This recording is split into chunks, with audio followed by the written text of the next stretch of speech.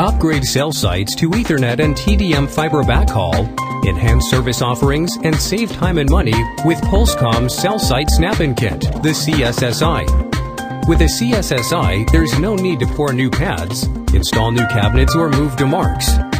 Installed and ready for service in less than 30 minutes, the CSSI provides a fiber upgrade for existing Westel CP528 cabinets to increase the number of T1 ports and enable carrier Ethernet and DS3 services. The CSSI is the faster, simpler, and more fiber-efficient path for cell site upgrades. To install the CSSI, all you need are the tools shown here. Magnetic tip screwdrivers are helpful. Installation of the CSSI can be done without interrupting existing T1 services. Fiber facilities may be thoroughly tested prior to cutover, followed by a flash cut from copper to fiber. Downtime is seconds. Inside the CSSI box, there are 5 packages, each corresponding to steps in this video. Start each step by locating the corresponding package.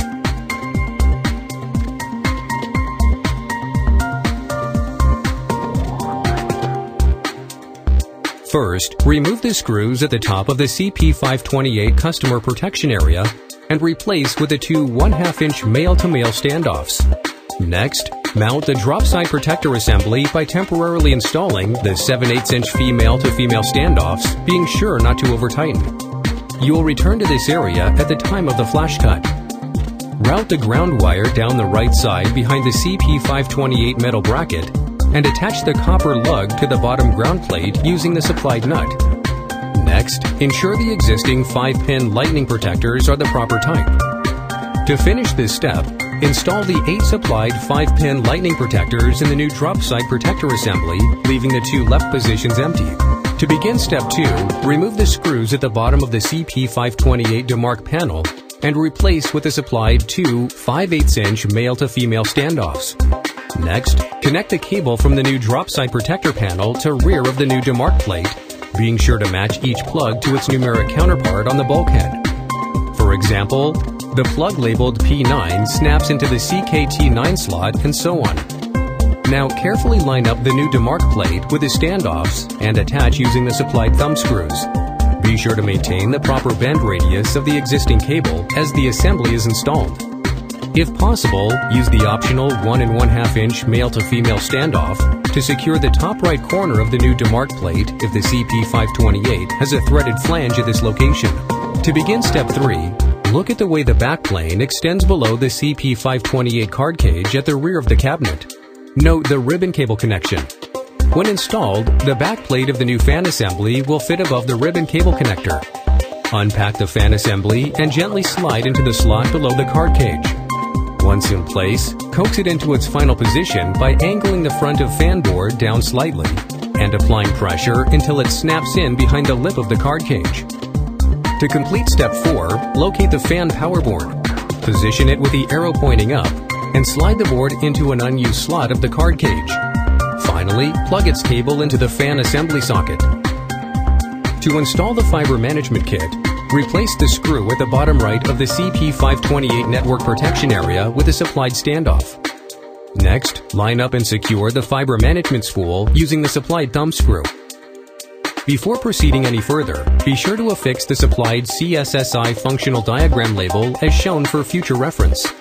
Before making power connections, ensure power is off by temporarily removing the fuse feeding the power cable from a 24 or 48 volt DC source. Connect the cable to the CP528 power terminals. Observe proper polarity by connecting the positive lead to the return terminal and the negative lead to the negative terminal. If a Westel power protection assembly is used, follow the supplied installation instructions instead. Install the fuse previously removed and verify that the LED on the CSSI fan board is illuminated.